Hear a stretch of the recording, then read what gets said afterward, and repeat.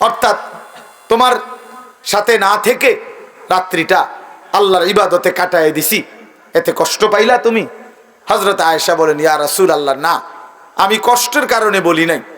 আমি মূলত ভেবেছিলাম এত লম্বা সেজদা দিছেন, না জানি আপনার ইন্তেকাল হয়েছে কিনা, এই জন্য আমার ভয় লাগছে দেখে আমি আঙ্গুলটা স্পর্শ করছি। আমার চাহিদার জন্য না, আমি আপনার পেরেশানিতে করছি। তো আল্লাহর নবী সাল্লাল্লাহু আলাইহি ওয়াসাল্লাম বললেন, আয়েশা, তুমি কি জানো আজকের রাত কোন রাত? তখন হযরত আয়েশা বললেন, জানি না ইয়া রাসূলুল্লাহ, আপনি জানেন, আপনি বলেন। তো আল্লাহর নবী সাল্লাল্লাহু আলাইহি ওয়াসাল্লাম বলেন, এই আজকের রাত্রি হচ্ছে লাইলাতুন নিসফে মিন শাবান, এটাই শবে বরাত, এটা শাবানের মধ্যরাত। এই রাত্রিতে আল্লাহ তাআলা যত লোক আল্লাহর কাছে গুনাহ মাফ চায়, তওবা করে, আল্লাহ তাদেরকে মাফ করে থাকে। যত লোক আল্লাহর কাছে দয়া ভিক্ষা করে, তো আল্লাহ তাআলা তাদের উপরে দয়া করে, দয়া করে। তাইলে আল্লাহর নবী সাল্লাল্লাহু আলাইহি সাল্লাম এত লম্বা সেজদা দিছেন যে নবীর বিবি উনি পর্যন্ত ভয় পাচ্ছিলেন যে ইন্তেকাল করলেন কিনা। তাইলে নফল ইবাদত, নফল ইবাদত একটা লক্ষণীয় কথা বোঝেন, শুনতেছেন আপনারা?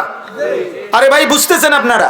আপনার ইনসাফে কি বলে যে আমার বিবি, আমি নামাজ পড়তেছি, আজকের রাত্রি এত গুরুত্বপূর্ণ, কিন্তু উনি ওনার বিবিকেও, অর্থাৎ এতটা আলাদা যে একত্রে না, তুমিও বসো, তুমি আমরা দুজন মিল্লা গড়ি ধরো, তুমিও 15 মিনিট সেজদা দিবা, আমিও 15 মিনিট সেজদা দিমু, তুমিও আধা ঘন্টা লাগাইয়া নামাজ পড়বা, আমিও আধা ঘন্টা লাগাই পড়ব, এরকম কথা বলছেন এখানে।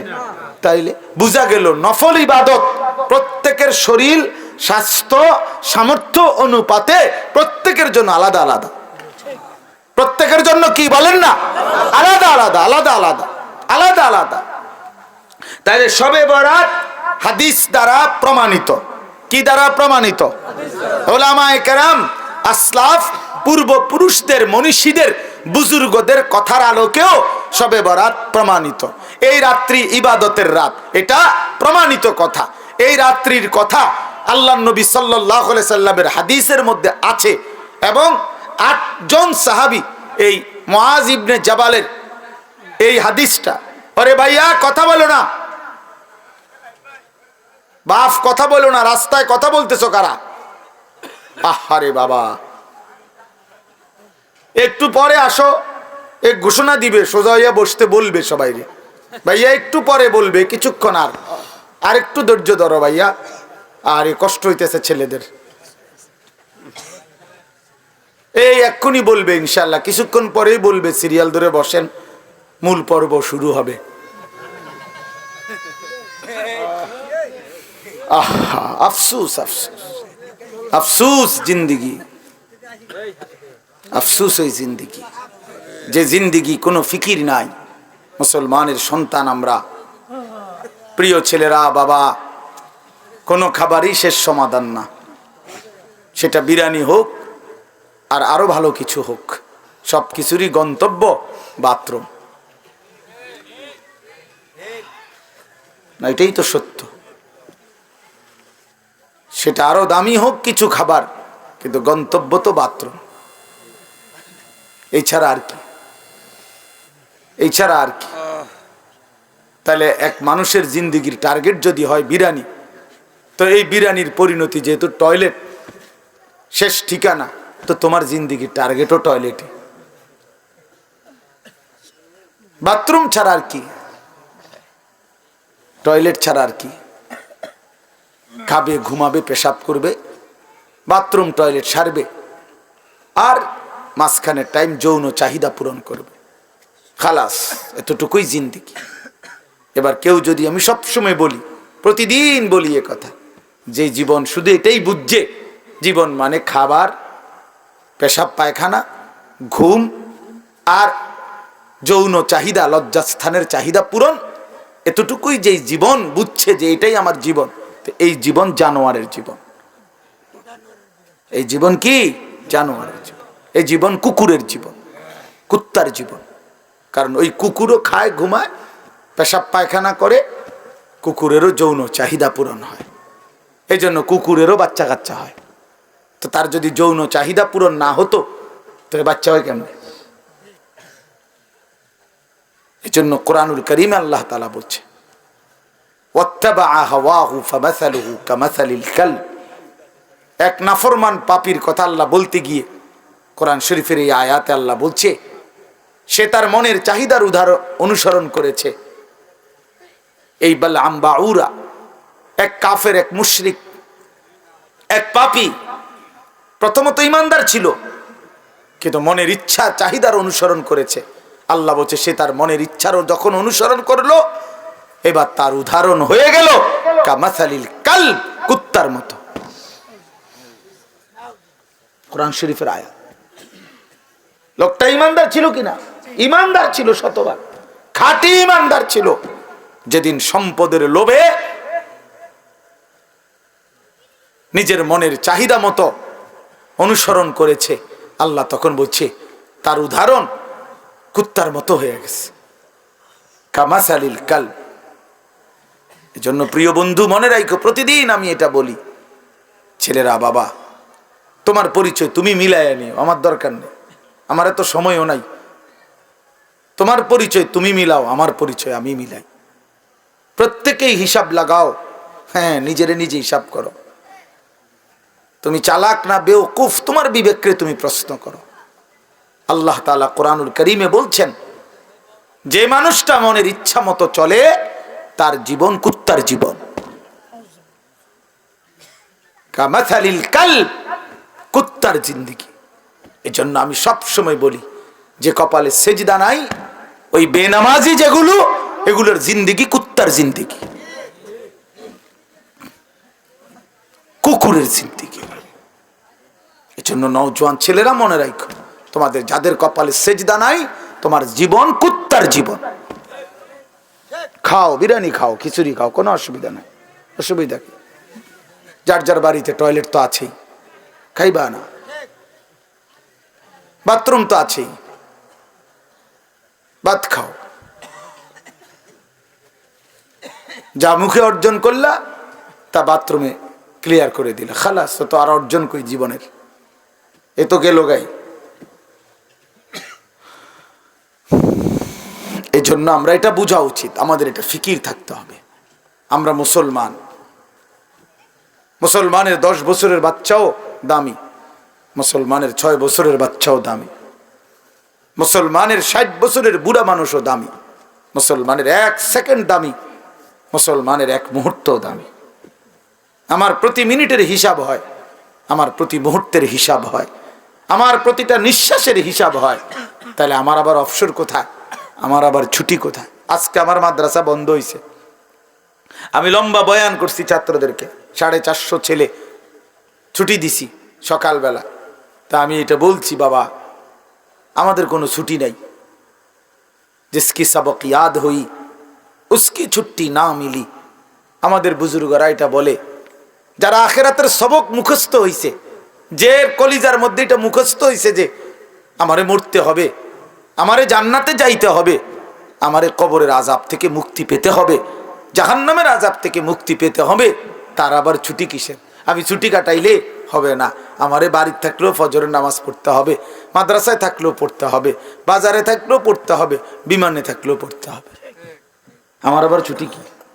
আমার কোনো শুক্রবার নাই, আমার কোনো 21শে ফেব্রুয়ারি নাই, আমার কোনো 16ই ডিসেম্বর নাই, আমার কোনো 26শে মার্চ নাই, আমার কোনো ছুটি নাই।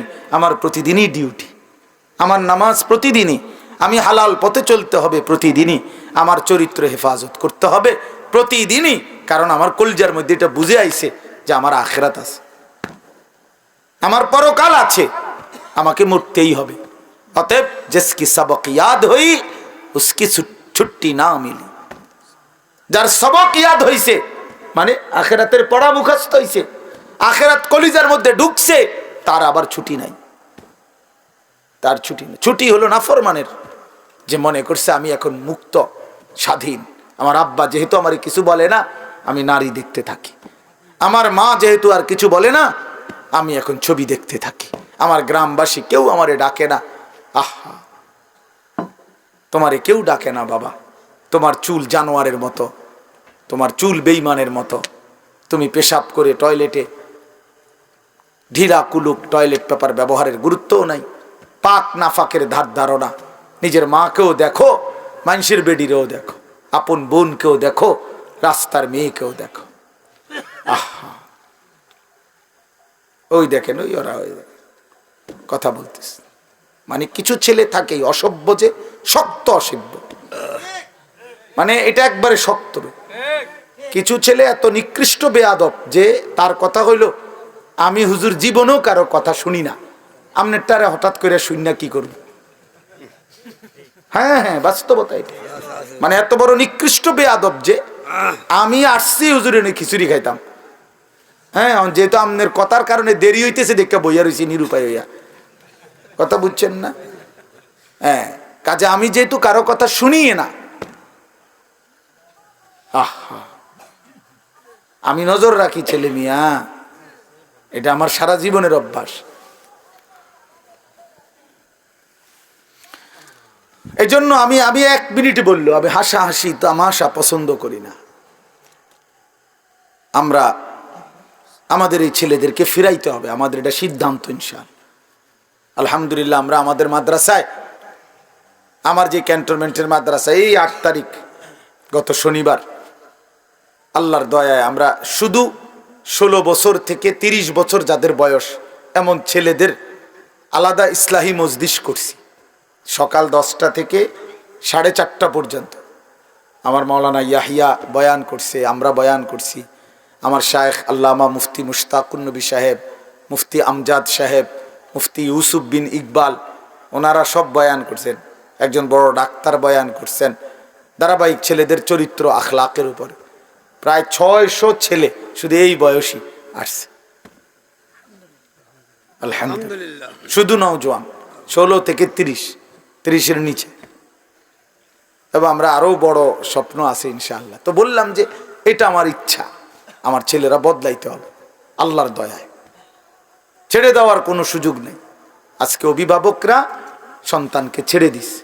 16 বছরের একটা ছেলেকে এবারে নিয়ন্ত্রণ করতে পারে না, এবারে বলে একটা বাপ হয়েছে, বেটা অপদার্থ কথাকার বেটা আইসে দুনিয়াত বাত কত আর বন খাইতো আর বিড়ি খাই বইয়া গপ মারে, ফালতু।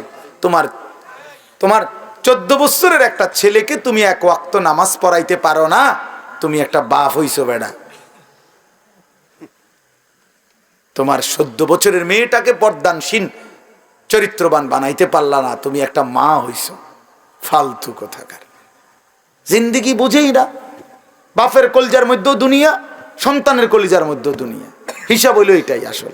বাপেও বিড়ি খায়, ফুতেও বেডি চায়, আর কি তা এক ডকের। বাপে চা দোয়ানে বইয়া টেলিভিশন চায়, ফুতে অসৎ বন্ধুদের সাথে একসাথে বসে মোবাইল চায়, খালাস, বরাবর সাওয়া সাওয়া বরাবর। যার কারণে বাপেও বুঝে আমার সন্তানের ডাক দিয়ে লাভ হইতো না, আমি ডাক দেব কেন? সেই হিম্মত তো থাকতে হবে, সেই সাহস তো থাকতে হবে। কলিজার ভিতরে আখিরাতের ফিকির যার আছে, যে পরকালকে বিশ্বাস করে, কবরকে বিশ্বাস করে, তার চোখের পানি পড়ার কথা, সে চিৎকার করার কথা যে তুমি আমার সন্তান বাবা, তুমি যদি জাহান্নামী হও, আমি বাপ এটা কেমনে সইব, কেমনে সইব আমি? আমার ছেলে হইয়া যদি মুসলমানের ঘরে জন্ম নিয়া যদি আমার ছেলে কোনোদিন ফজরের নামাজ না পড়ে, আমার এই জিন্দিগির অর্থ কি? আর আমার ফুতের জিন্দিগির অর্থ কি? আমি কিসের বাপ, আমার ফুতে কিসের মুসলমান? কি ও মিয়া, কার ঘর এটা? যে ঘরে সবাই নামাজ না পড়ে ঘুমায়, এ ঘর তো নাফরমানের ঘর, এ তো সাপ বিচ্ছুর ঘর, এ তো কুকুর বিড়ালের ঘর, জন্তু জানোয়ারের ঘর। আল্লাহর নবী বলছে যে ঘরে আল্লাহর জিকির নাই, খোদার কসম নবী বলছে ওইটা কাল বাইতিল খারিব, ওইটা সারা বাড়ি, আলগা বাড়ির মতো, যে বাড়িতে মানুষ থাকে না, কুত্তা থাকে, বিলাই থাকে, সাপ থাকে, বিচ্ছু থাকে, কেচ্ছা থাকে, বেটা মানুষ থাকে না, মানুষ থাকে না।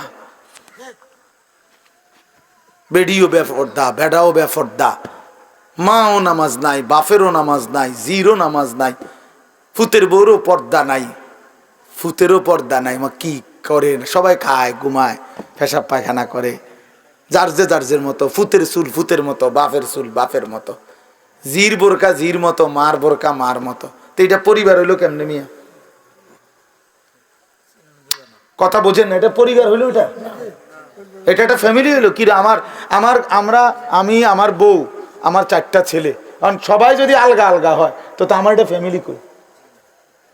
কথা বলেন না কেন? আমার চুল একরকম, আমার ফুতের চুল আর একরকম, মার বোরকা কালো, জির বোরকা রঙ্গিলা, তো এটা ফ্যামিলি হইলো কেমনে? কার লগে কার মিল? এটা তো কোনো পরিবার নয়, এটা তো ব্যাচেলার। এটা তো সব ব্যাচেলার না, এগুলা এটা তো মনে হয় হোস্টেলে না থাকে এক একজন। আপনারা ভাবেন আর কত বছর বলবো আপনাদেরকে? বলেন কত বছর আর বলবো? এই জিন্দিগিও তো ক্লান্ত হয়ে গেছে। এই জন্য বাপ ছেলেরা, বাবা কেন নষ্ট হয়ে যাচ্ছ? বলো বাবা, কেন নামাজ পড়ছো না বাবা?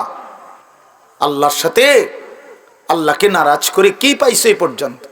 কে তোমার ঘরে ইজ্জত করে? চলো, আমি তো এখনো বলছি নবীনগর, আমি বলছি একটা নাফরমান ছেলে, আসো এখন, আসো তুমি, চলো তোমার লগে আমরা দুইজন একসাথে কোম্পানিগঞ্জ হাঁটি কালকে, দেখি, তুমি দেখো মানুষ কারে ইজ্জত করে আর কারে বেইজ্জতি করে। তুমি চলো, আমারে বাদ দাও, একজন মাদ্রাসার তালিবে এলেম, ঠিক আছে, আমার ওয়াজ অনেক মোবাইলে আছে, আমার মানুষে সিনে, ঠিক আছে, বাদ দাও, আমারে বাদ দাও।